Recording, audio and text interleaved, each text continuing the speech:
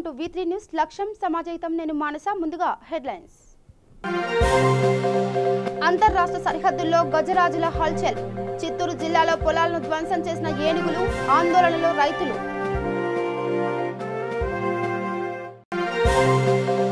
శ్రీశైల మల్లన్న స్వామి దర్శనాలు ప్రారంభం. ఆలయ సిబ్బందితో ట్రయల్ రన్ నిర్వహించిన అధికారులు.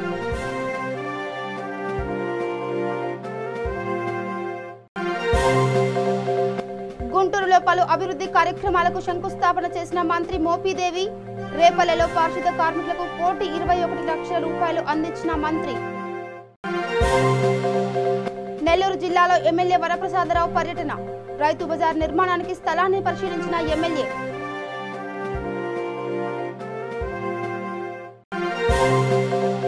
కర్నూలు జిల్లా రుద్రవరంలో దారుణం.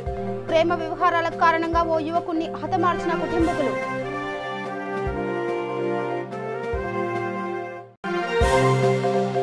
విజయవాడలో అక్రమ మద్యం తరలింపుల్లో వినూత్న ప్రయత్నాలు.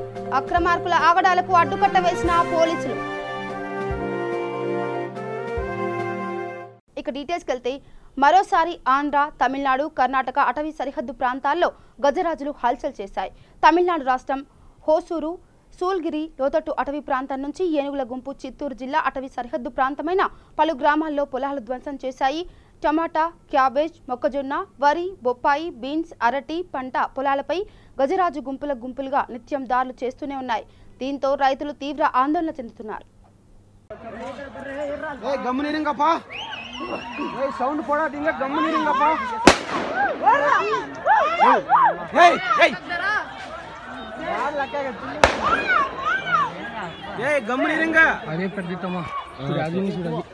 అలా ఏం తోటలే కదా కుట్టు వాళ్ళ తోటలే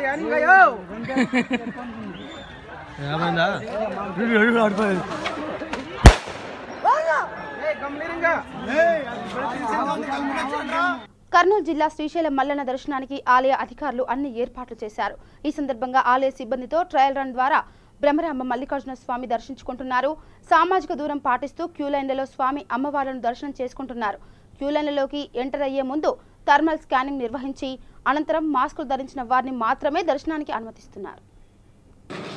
ఆలయ దర్శనాన్ని భక్తులకు ప్రారంభించబోతున్నాము.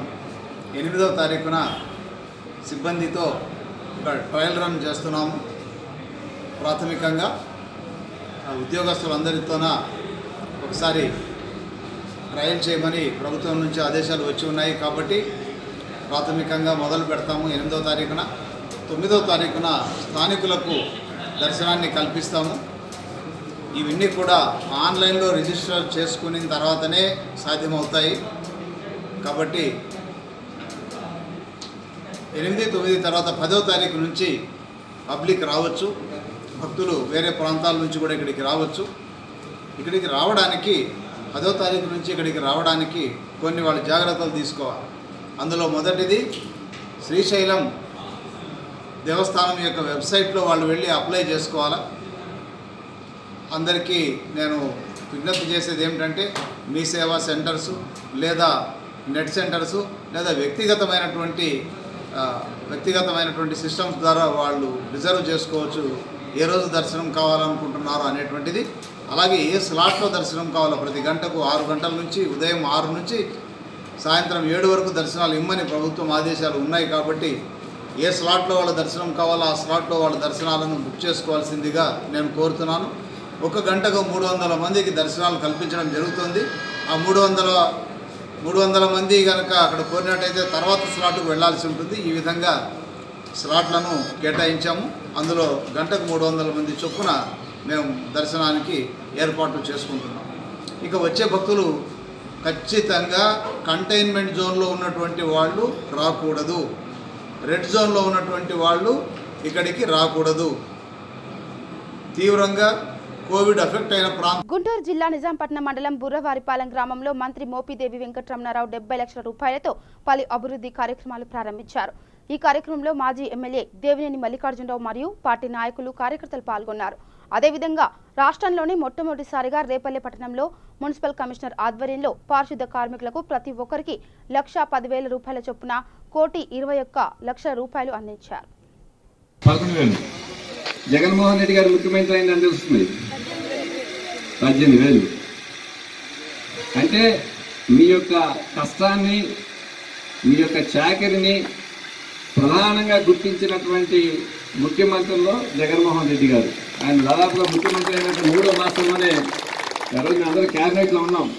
సడన్గా ఈ శానిటేషన్లో పనిచేసే వాళ్ళ వర్కర్స్ అందరూ కూడా 18,000 చేద్దామని 20,000 అన్నారు. ఆ రోజు 20,000 కాదని ఎవరో కొడుకులు దాన్ని చేసి 18,000 చేశారు. 18,000 చేయడం ఏంటి, వాళ్ళు చేసే పనే ఉంది, 18,000 శాలరీ ఏంటి అని చెప్పేసి ప్రస్తావన వచ్చింది క్యాబినెట్లో. ఆ రోజు మేము అందరం ఉన్నాం. ఆ రోజు వాళ్ళు చేసే పనికి 18 కాదు ₹1,00,000 ఇచ్చినా కానీ నువ్వు వెళ్ళి ఆ పని చేయగలుగుతావా అని అడిగారు. ముఖ్యమంత్రి గారు అన్నారు, నీకు ₹1,00,000 ఇస్తావు మంత్రి గారిని, నువ్వు వెళ్ళి వాళ్ళు చేసే పని నువ్వు చేస్తావా అని అన్నారు. అందరూ కూడా తెల్లమొహం వేశారు, ముఖ్యమంత్రి గారు ఏం చెప్పి అన్నారేంటి అని చెప్పేసి. అంటే మీరు చేసే పనిలో సమాజానికి ఎంత ప్రయోజనం కలుగుతుంది, ఎంత సాక్రిఫైస్ చేస్తున్నారు, ఎంత త్యాగం చేస్తున్నారు మీరు అనేది గుర్తించినటువంటి ఏకైక వ్యక్తి జగన్మోహన్ రెడ్డి గారు ఆ రోజున. అందుకని ఆయన ముఖ్యమంత్రి అయినట్టు 3వ మాసం నుంచి 3వ మాసం 2వ మాసంలోనే మీకు ఇమ్మీడియట్లీ జీతాలు పెంచి 3వ మాసంలోనే ₹18,000 చేసినటువంటి పరిస్థితి. బహుశా ఏ రాష్ట్రంలో కూడా ₹18,000 శానిటేషన్ వర్కర్స్ శాలరీస్ లేవు. సో ఈ విధంగా కష్టాన్ని గుర్తించే వ్యక్తిగా, కష్టపడి పనిచేసే వాళ్ళని సమాజాన్ని ఆదుకోవాలనే తత్వం కలిగిన వ్యక్తిగానే జగన్మోహన్ రెడ్డి గారు అనేక రకాలైనటువంటి కార్యక్రమాలకు శ్రీకారం చుట్టమే కాకుండా ఈ 3 మాసాల్లో కూడాను ప్రజలు మొత్తం, ఆర్థిక వ్యవస్థ మొత్తం, పరిపాలన వ్యవస్థ మొత్తం కూడా స్తంభించిపోయినటువంటి ఇలాంటి విపత్కర పరిస్థితుల్లో కూడాను నెల్లూరు జిల్లా వాకాడు మండలంలో గూడూరు ఎమ్మెల్యే వరప్రసాదరావు పర్యటించారు. 1,10,00,000తో మంజూరైన రైతు బజార్ నిర్మాణానికి వైసీపీ నేతలతో కలిసి స్థల పరిశీలన చేశారు.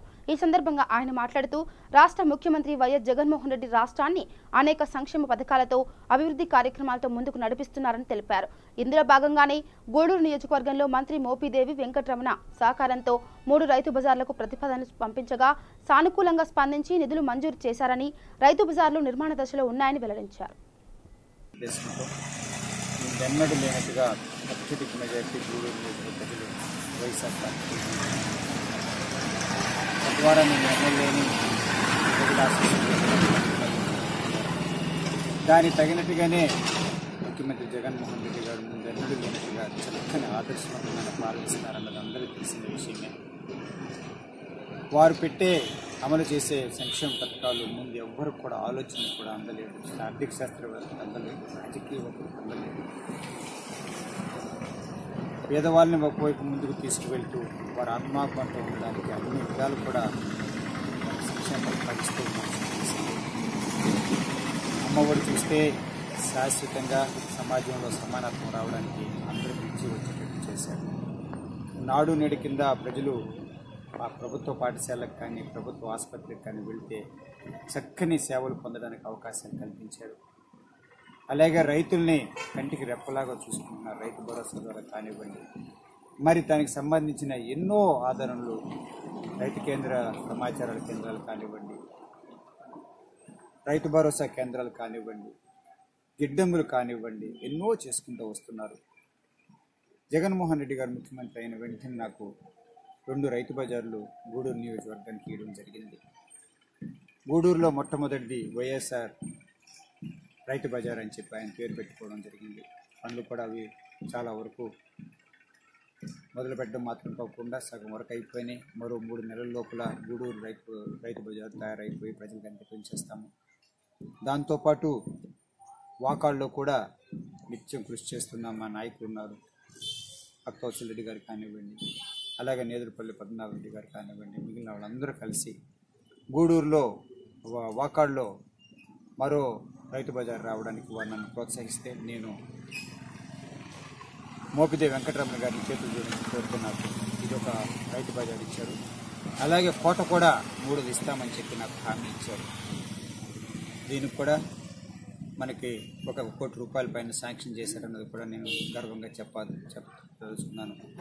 దాంతోపాటు రైతులకు సహాయం చేయడానికని చెప్పి, గిడ్డంగులు గోడౌన్లు కట్టడానికని చెప్పి ప్రతి ఒక్క మండలంలో కూడా కనీసం 3,000 నుంచి 4,000, 5,000 టన్నులు గుడ్లు దాచుకోవడానికి, ఒకవేళ గిట్టుబాటు ధర అంటూ ఆ సమయంలో రాకపోతే అది దాచుకుని వారి ఇష్టం వచ్చినట్టు సంవత్సరం లోపల అమ్ముకోవడానికి ఉచితంగా దాచుకోవడానికి వసతి చేసి ఆ దాచుకున్న ధాన్యానికి 75% వరకు లోను వడ్డీ లేకుండా తీసుకోవడానికి అవకాశం కూడా ఇచ్చారు.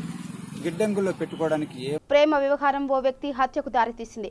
కర్నూలు జిల్లా రుద్రవరం మండలం పేరూరు గ్రామంలో ఓ ప్రేమ జంట పారిపోయారు. దీంతో వారి కుటుంబ సభ్యులు అదే గ్రామానికి చెందిన ప్రవీణ్ కుమార్ వారికి సహకరించాడని ఆరోపిస్తూ పోలీస్ స్టేషన్లో ఫిర్యాదు చేశారు. ఈ క్రమంలో దేవరాయపురం గ్రామంలో బంధువుల దగ్గర ఉన్న అమ్మాయి అబ్బాయితో మాట్లాడుతున్న ప్రవీణ్ కుమార్ను చూసిన కుటుంబ సభ్యులు అతన్ని వెంబడించి బైక్పై వెళ్తుండగా కట్టెలతో ఇనుపరాళ్లతో దాడి చేశారు. తీవ్ర గాయాల పాలైన ప్రవీణ్ కర్నూలు ప్రభుత్వ ఆసుపత్రిలో చికిత్స పొందుతూ మృతి చెందాడు. దీనిపై కేసు నమోదు చేసి 6గురిని అరెస్టు చేసినట్లు డీఎస్పీ పోతురాజు తెలిపారు.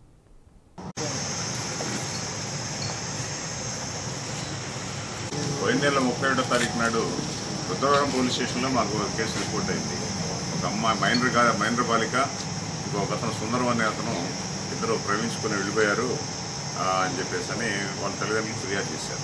దాని మేరకి రుద్రవరం పోలీస్ స్టేషన్లో క్రైమ్ నెంబర్ 175/20గా under section girl missing case register చేయడం జరిగింది.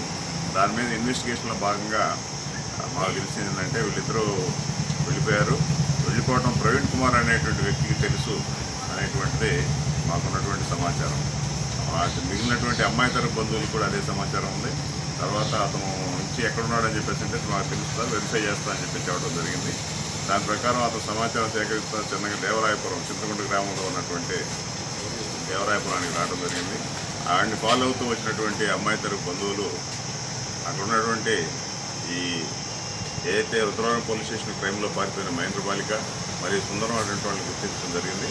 వాళ్ళ మీద దాడి చేయే క్రమంలో వాళ్ళు చిన్న దెబ్బతో తప్పించుకోవడం, అక్కడే ఉన్నటువంటి ప్రవీణ్ కుమార్ మీద తీవ్రంగా స్క్రూడ్రైవర్తో కత్తితో కట్టెలతో అందరూ కలిసి అటాక్ చేయడం జరిగింది. వీళ్ళు 5గురు అటాక్ చేశారు. 6వ చిన్నబాబులు వేసిన అతను వాళ్ళకి సహకరించాడు. అతను కదలకుండా పట్టుకున్నాడు అతన్ని. వీళ్ళందరూ కూడా కొడితే తీవ్రమైన గాయాలతో అతను మోటార్ సైకిల్ వేసుకుని తప్పించుకొని జనాలందరూ పోయారు. గోపకొండ వైపు పారిపోతా ఊరి ముందర పడిపోయిన అతను వెంటబడి మోటార్ సైకిల్తో కట్టెలేసుకుని తల మీద కొట్టే స్కల్ ఫ్రాక్చర్ అయ్యి అంటే లోనటువంటి పుర్రె బదిలి చనిపోవడం జరిగిందని చెప్పేసి డాక్టర్ గారు కూడా నిర్ధారించారు. అన్నటువంటి వాళ్ళు చుట్టుపక్కల జనం తీసుకుని పారిపోయారు. ఇమీడియట్గా హాస్పిటల్లో చేస్తే కర్నూలు హాస్పిటల్లో ట్రీట్మెంట్ పొందుతూ అదే రోజు 1వ తారీఖు నైట్కి చనిపోవడం జరిగింది. దీని మీద ఆళ్ళగడ్డ రూరల్ పోలీస్ స్టేషన్లో వాళ్ళందరిపై మర్డర్ కేసు రిజిస్టర్ చేయడం జరిగింది. ఆ రిజిస్ట్రేషన్ దర్యాప్తులో భాగంగా వీళ్ళందరినీ కూడా వేరు ప్రాంతాల్లో వీళ్ళందరినీ కూడా ఇమీడియట్గా ఘటన జరిగినటువంటి 48 గంటల్లోపే వాళ్ళందరినీ కూడా అదుపులో తీసుకోవడం జరిగింది. విచారణలో కూడా అన్ని విషయాలు వాళ్ళు ఏం చేశారనే విషయాలు ఉన్నారు. వాళ్ళు నేరానికి ఉపయోగించినటువంటి ఆయుధాలు చూపించారు. వాటన్నిటిని కూడా స్వాధీనం చేసుకున్నాం. వాళ్ళు ఈ నేరానికి ఉపయోగించినటువంటి మోటార్ సైకిల్ రెండింటిని కూడా స్వాధీనం చేసుకోవడం జరిగింది. ఈ కేసులో ఇమీడియట్గా ముద్దాయిలందరినీ కూడా 6గురు ముద్దాయిలందరినీ కూడా అరెస్ట్ చేసి రిమాండ్. అక్రమ మద్యం తరలింపుల్లో వినూత్న ప్రయత్నాలు చేస్తున్నారు అక్రమార్కులు. విజయవాడలో పోలీసులకు చిక్కకుండా మోటార్ సైకిల్ ఫ్రంట్ డూమ్లో సీసాలు పెట్టి తరలించేందుకు యత్నం చేశారు. కాగా వాహనం తనిఖీల్లో భాగంగా రామచంద్రపురం రోడ్డు వద్ద పోలీసులు వారిని తనిఖీ చేసి భారీగా మద్యం స్వాధీనం చేసుకున్నారు.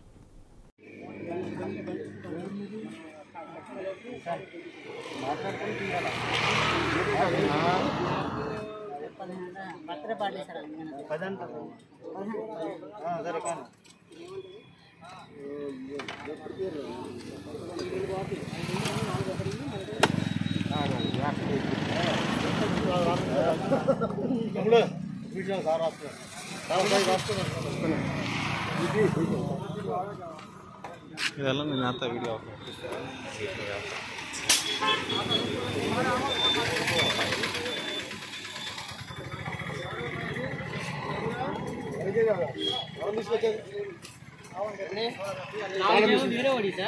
और पार्टी बंदी पట్టుకున్నప్పుడు పారిపోయాడు. ఈయన బండిలో ఎన్ని ఉన్నాయి? ఈ బండిలో లక్కల 4 తీసి సపరేట్గా ఏ 4? ఆ 4నా? ఆ 4 సపరేట్గా పెట్టు. ఈ దాంట్లో ఎన్ని ఉన్నాయి? లోపల జీప్లో తీసుకురా. ఏది 4 సపరేట్ చేయి. అలాగే లక్కేసుకొని సంచిలో పడతారా అన్న? సంచి తీసుకొచ్చి 2 4 మొత్తం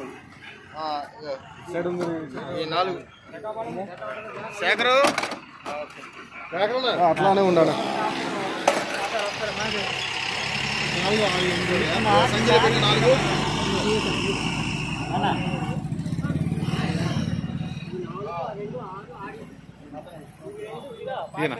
బాబు లోపలికి వెళ్ళండి, ఎందుకు చూస్తారు?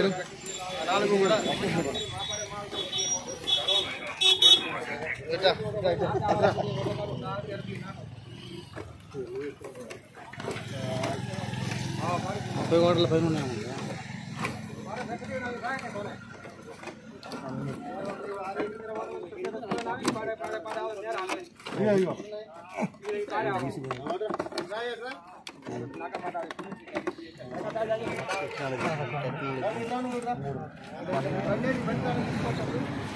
బండిలో కూడా పెద్ద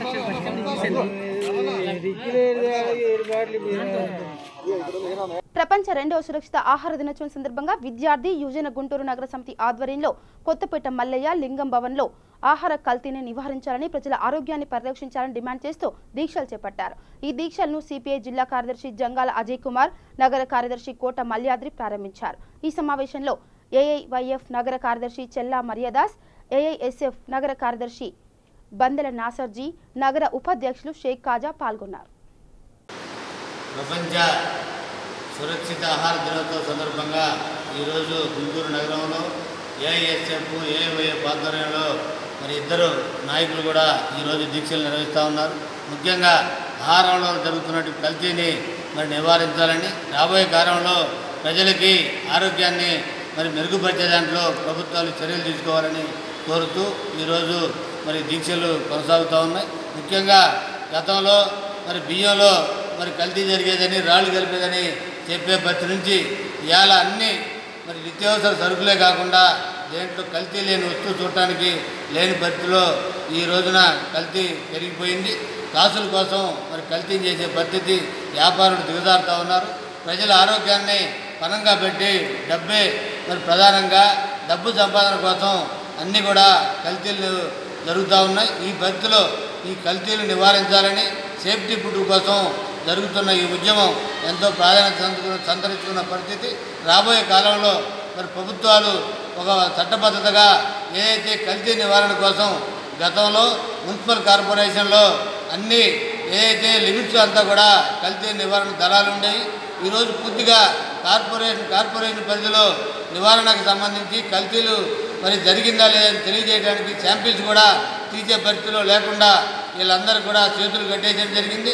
అట్లాగే కల్తీ నివారణకు సంబంధించి రాష్ట్ర వ్యాప్తంగా ఉన్న మన కార్యాలయం మన నగరంలో ఉంది.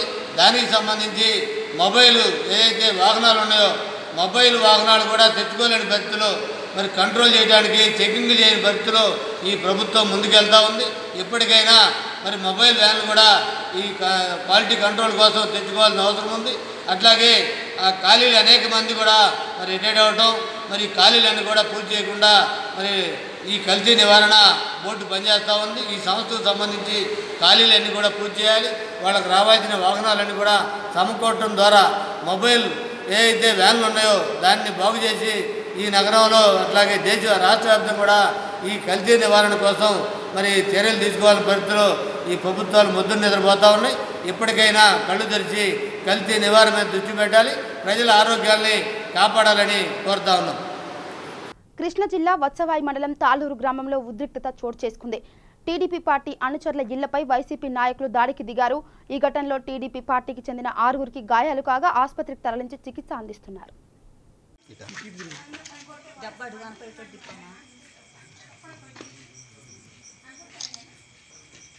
మీ పేరేందండి? గోవర్ధన్ రావు, నలజాల. ఏం జరిగింది చెప్పు ఒకసారి. ఏం లేదండి, ఇప్పుడు మేము మామూలుగా వస్తుంటేనే ఎమ్మడబడి ఇంక వాళ్ళ ఇష్టం వచ్చినట్టు ఇంట్లో వచ్చి తలుపు వేసుకున్న తలుపులు బాగా కొట్టారండి. ఏ పార్టీ వాళ్ళు? నేను టీడీపీ అండి. మిమ్మల్ని కొట్టిన వాళ్ళు ఏ పార్టీ వాళ్ళు? వైఎస్ఆర్. ఎంతమంది కొట్టారు? దగ్గర 50 మంది పడ్డారండి ఇంటి మీద. చుట్టూ రౌండ్లు తిరిగి వచ్చారు. అసలు తలుపులు బాగా కొట్టారు. అసలు ఏం లేదండి. మీ ఇంట్లో ఎవరిని కొట్టారు? మా ఇంట్లో ఆడవాళ్ళకి కూడా తగ్గిందండి. రాళ్ళు ఇస్తారు, కర్ర తీసుకొని కొట్టారు, ఇక్కడ పేడు దిగబడదండి. నేను ఏనాడు ఒక దానికి పోయింది లేదు, ఒక కేసులో ఉంది కాదు.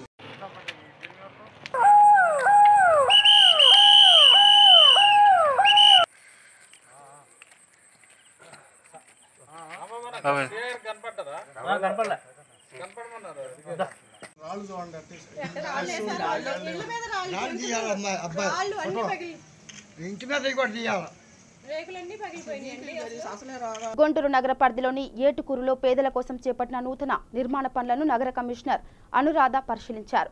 లేఅవుట్ల ప్లాన్ ప్రకారం నాణ్యత ప్రమాణాలతో రాజీ లేకుండా పనులు ఉండాలని ఇంజనీరింగ్ అధికారులను ఆదేశించారు. అన్ని కనెక్టివిటీ అంటే ఒక రోడ్డుకి ఈ ప్లాట్లు ఎదుర్కొంటే తవ్వుతుంది. మళ్ళీ ఆ రోడ్డు దగ్గర పైపులు వేసుకోవాలి. అట్లా అన్ని రోడ్ల దగ్గర పైపులు రోడ్డు ఈ పాల్ మస్తు వాటర్ మస్తు వెళ్ళిపోతుంది.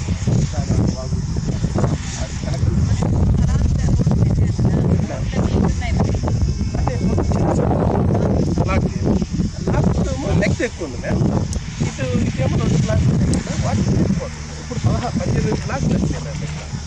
ఇక్కడ 1, 2, 3 అట్లా 15 ప్లాట్లు పెట్టేసి ఆ ఎక్కి పెట్టేసి నెక్స్ట్ కూడా మందే ఉంది కాబట్టి మనం అటు వెళ్ళిపోవాలి. ఇది 2 ప్లాట్లు వెళ్తాం. వాళ్ళు ఇలా వెళ్ళిపోతుంది. ఇక్కడికి వెళ్ళిపోతుంది. మరి ఇక్కడ ఈ ప్లాట్ అవును మ్యామ్. ఈ క్రాస్ ఇక్కడ వేసుకోవాలి. చేసుకుంటే ఈ వాటర్ 1, 2, 3, 4, 5, 6, 7, 8 చోట్ల ఈ లెక్క క్రాస్ పెట్టేసి ఈ వాటర్ లీస్ట్ 2 టంకలు కలుపుతాం.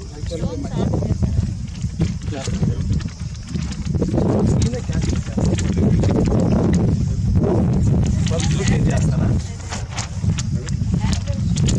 అనంతపురం జిల్లా హిందూపురం పట్టణంలో కోవిడ్ జిల్లా special officer Chaitanya Reddy, DSP Veera Raghava Reddy Covid నివారణ చర్యలు, ఆర్టీసీ బస్సుల రాకపోకలు తదితర అంశాలపై అధికారులతో సమావేశం నిర్వహించారు. అది యాజ్ పర్ రూల్స్ మనం చేయాల్సి ఉంటుంది. ఫిజికల్గా విజిట్ చేసి అక్కడ వెళ్ళి ఆ మ్యాప్ పట్టుకొని చూసి ఎంతవరకు ఫీజిబిలిటీ ఉందో చూసుకొని నేను చేస్తాను. మేము డిఎస్పీ గారు విజిట్ చేస్తాను సార్. ఇప్పుడు టైం తక్కువ ఉంది కాబట్టి క్రౌడ్ ఎక్కువ వస్తున్నాను. ఏమవుతుందంటే టైం పెంచితే షాపులు బంద్ చేసి కొన్ని అంటే కిరాణా షాపులు మార్నింగ్ ఓపెన్ చేయొచ్చు, వేరే షాపులు మధ్యాహ్నం తర్వాత ఓపెన్ చేయొచ్చు. ఇప్పుడు క్రౌడ్ ఆడివని చెప్పారు కదా, ఇప్పుడు క్రౌడ్ అంతా ఒక్కసారిగానే చేస్తాను. అదే ఆడివన్ పాలసీ గురించి కూడా అక్కడ ఫిజికల్గా విజిట్ చేసి ఒక ఈ ఎవరైతే ఛాంబర్ ఆఫ్ కామర్స్ తర్వాత మీ అందరి ఆలోచనలు కూడా కన్సిడర్ చేసిన తర్వాతే నేను చేస్తాను. ప్రస్తుతం అయితే అందుకే పెంచాము.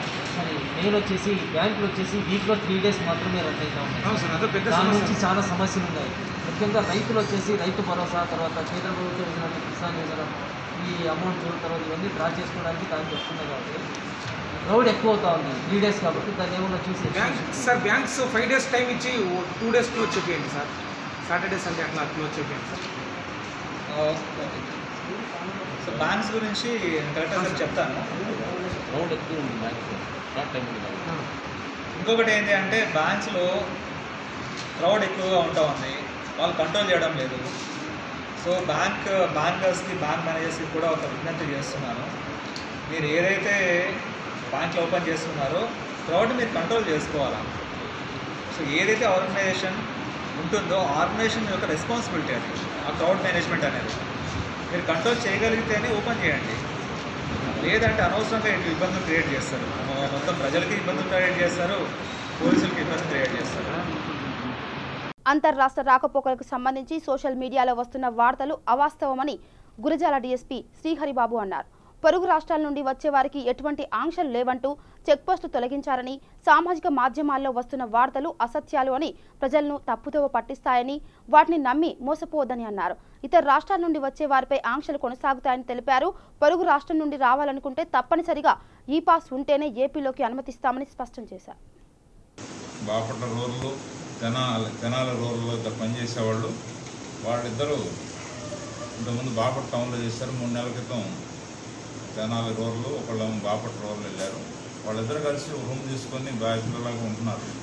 ఆ రూమ్లో పేకాట ఆడుతున్న సమాచారం మేరకు మేము టౌన్ పోలీస్ సిబ్బంది మొత్తం రైడ్ చేస్తే ఒక కానిస్టేబుల్ మన తెనాలి రూరల్లో చేస్తున్న కానిస్టేబుల్, అలాగే హోంగార్డ్ టౌన్లో పనిచేసే హోంగార్డ్, వీళ్ళిద్దరుతో పాటు 7 బాపట్ల చుట్టుపక్కల వాళ్ళు సివిలియన్స్ 7 పేకాట ఆడటం జరిగింది. వాళ్ళందరినీ సోదా చేసి గ్యాంబ్లింగ్ తర్వాత వాళ్ళ దగ్గర దాదాపు 1,18,990 రూపాయలు స్వాధీనం చేసుకోవడం జరిగింది. ఇది కొంతకాలంగా జరుగుతుందని చెప్పి తెలిసింది. నాకు సమాచారం రావడంతో పోలీస్ టౌన్ రూరల్ సిబ్బంది అందరు కలిసి రైడ్ చేశారు. వారి దగ్గర ఒక 7 సెల్ ఫోన్లు, 8 సెల్ ఫోన్లు, 2 మోటార్ సైకిల్ కూడా రికవర్ చేశాం. ఈరోజు ఇది ఎందుకంటే మా పోలీస్ సిబ్బంది కూడా దీనిలో ఇన్వాల్వ్ అయ్యారు. వాళ్ళని కూడా మేము వదలకుండా మిగతా సివిలియన్స్ అయితే ఎలా అయితే కేసులు పెట్టామో క్రిమినల్ కేసులు, వీళ్ళ మీద కూడా క్రిమినల్ కేసు బుక్ చేశాం. వాళ్ళ మీద అక్కడ ఎవరైతే దీనిలో ఇన్వాల్వ్ అయ్యారో వాళ్ళ మీద క్రిమినల్ కేసుతో పాటు డిపార్ట్మెంట్లో క్రమశిక్షణ చర్యలు కూడా తీసుకుంటాం. ఎవరైనా పోలీస్ సిబ్బంది ఎవరైనా తప్పు చేసినా కూడా ఎవరిని వదలమనే దానికి మీ ద్వారా పబ్లిక్ ఒక మెసేజ్ పోవాలని ఉద్దేశంతో ప్రెస్ మీట్ కండక్ట్ చేస్తాం. ఇక బులెటిన్ ముగించే ముందు హెడ్లైన్స్ మరోసారి. అంతర్రాష్ట్ర సరిహద్దుల్లో గజరాజుల హల్చల్. చిత్తూరు జిల్లాలో పొలాలను ధ్వంసం చేసిన ఏనుగులు, ఆందోళనలో రైతులు.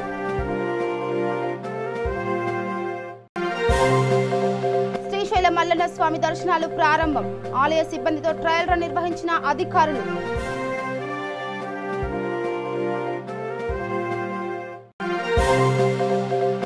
గుంటూరులో పలు అభివృద్ధి కార్యక్రమాలకు శంకుస్థాపన చేసిన మంత్రి మోపిదేవి. రేపల్లెలో పారిశుద్ధ కార్మికులకు 1,21 లక్షల రూపాయలు అందించిన మంత్రి. నెల్లూరు జిల్లాలో ఎమ్మెల్యే వరప్రసాదరావు పర్యటన. రైతు బజార్ నిర్మాణానికి స్థలాన్ని పరిశీలించిన ఎమ్మెల్యే.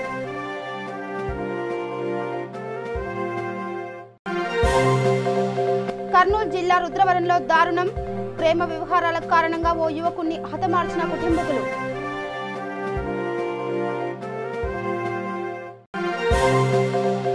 విజయవాడలో అక్రమ మద్యం తరలింపుల్లో వినూత్న ప్రయత్నాలు. అక్రమార్కుల ఆగడాలకు అడ్డుకట్ట వేసిన పోలీసులు. ఇవి బులెటిన్ అప్డేట్స్. చూస్తూనండి V3 news. లక్ష్యం సమాజైతం. నమస్కారం.